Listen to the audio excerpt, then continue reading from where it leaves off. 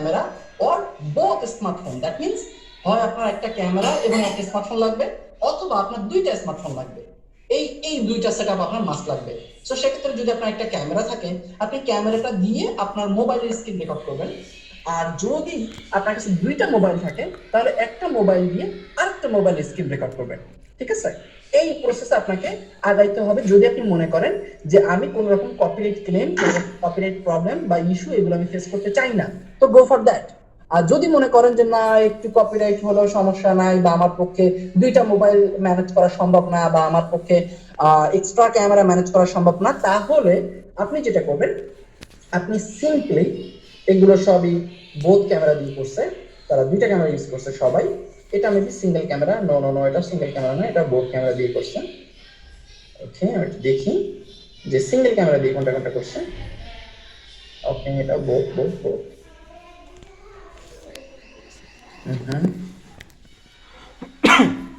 এটা বোথ। সবাই normally both দিয়ে করে, মানে দুইটা ডিভাইস ব্যবহার করে। এবং আপনাদের আমি এটাই রিকমেন্ড করেছিলাম যে আপনারা দুইটা ডিভাইস ব্যবহার করবেন। ওকে, এটা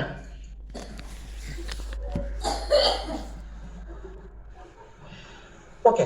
এই ধরনের ভিডিওগুলো একটু দেখেন।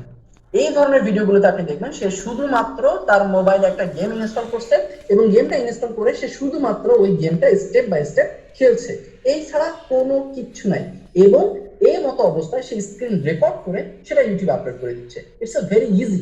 আমার কাছে মনে হয় যে সব থেকে পৃথিবীর যত ভালো ভালো কন্টেন্ট আছে, সব থেকে ভালো কন্টেন্ট এবং সহজ কন্টেন্ট হলো এই গেম রেকর্ড করা। কারণ আপনি গেমটা রেকর্ড করলেন, ইউটিউবে আপলোড করে দিলেন, এখানে না কোনো এডিটিং আছে, না কোনো ঝামেলা আছে, না কোনো এক্সট্রা ক্লিপের প্রয়োজন আছে, না কোনো অ্যানিমেশন প্রয়োজন আছে, কিচ্ছু নাই। জাস্ট একটা স্ক্রিন রেকর্ড করবেন, ইউটিউবে আপলোড করবেন, ভেরি ইজি। সো গেমিং রিভিউর উপরে কাদের কাদের প্ল্যান আছে, এবং গেমিং রিভিউতে কিন্তু ভালো ইনকাম আছে। কিন্তু এখানে আসলে প্রথম যে জিনিসটা আমি ক্লিয়ার করলাম, সেটা হলো যে আপনার গেমিং রিভিউতে কিন্তু কপিরাইটের প্রবলেমটা আছে। যদি কেউ মনে করেন যে এইরকম সেটআপ করতে পারবেন, তাহলে বেস্ট। যদি মনে করেন যে না, এরকম সেটআপ করা একদমই সম্ভব না, যেমন এই যে এটা, আমি এই ধরনের সেটআপের কথা বলছি, যে আপনার একটা ক্যামেরা বা একটা মোবাইল আলাদা থাকবে, মানে একটা দিয়ে আপনি আর একটা শুট করবেন, ঠিক এইভাবে। এই যে এই ভদ্রলোক যেভাবে খেলছে, এটা হলো প্রফেশনাল ওয়ে। ঠিক আছে? আর এবং এটা হলো পারফেক্ট ওয়ে। এক্ষেত্রে আপনি কোনো কপিরাইট বা কোনো রকম কোনো ঝামেলায় পড়বেন না। ঠিক আছে? এবং এইগুলো সবথেকে বেশি র্যাঙ্ক করে। যেমন দেখেন যে বি বুম, ওনার একটা ভালো ইউটিউব চ্যানেল আছে, এবং উনি এই যে 8টা অ্যান্ড্রয়েড গেম নিয়ে উনি একটা ভিডিও তৈরি করছে।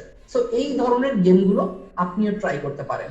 এবং টপ যদি গেম দিয়ে আপনি সার্চ করেন যে টপ অ্যান্ড্রয়েড গেম,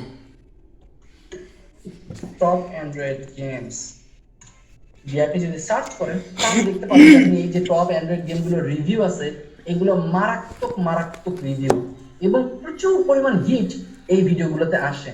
আপনি যদি 10-15টা চ্যানেল একটু দেখেন, এবং দেখেন এটা কিন্তু সে স্ক্রিন রেকর্ড করছে, সে কিন্তু কোনো রকম ডুয়েল ক্যামেরা ব্যবহার করেনি, জাস্ট সে গেম খেলছে এবং স্ক্রিন রেকর্ড করছে।